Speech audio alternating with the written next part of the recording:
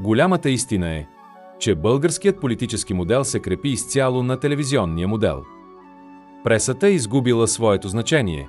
С вестник политика не се прави. Политици стават само онези, които ги пускат по телевизиите. А изборите печелят партиите с най-много ефирно време. Телевизията днес действа буквално като вулгарна медийна хипноза на гражданите. След 30 години преход, те са научени да вярват, че само показаното по телевизора е сериозната политика. Дори и политиците да лъжат. И обратното.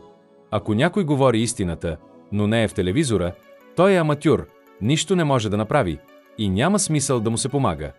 Това се нарича заучена безпомощност.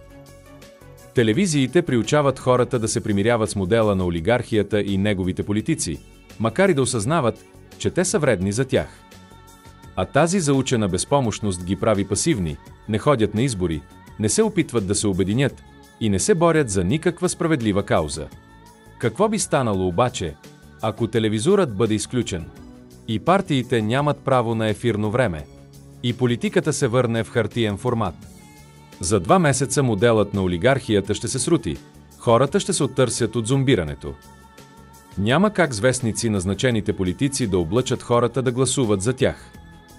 За съжаление, телевизорът на олигархията не може да бъде спрян. Поне за момента. Директори, продуценти, редактори и водещи изпълняват послушно волята на родните кланове и Кремъл. Остава последен вариант. Гражданите да пуснат свой независим телевизор, чрез който да обесилят зомбирането на олигархията. Ако сте съгласни с това, споделете видеото и поставете лайк.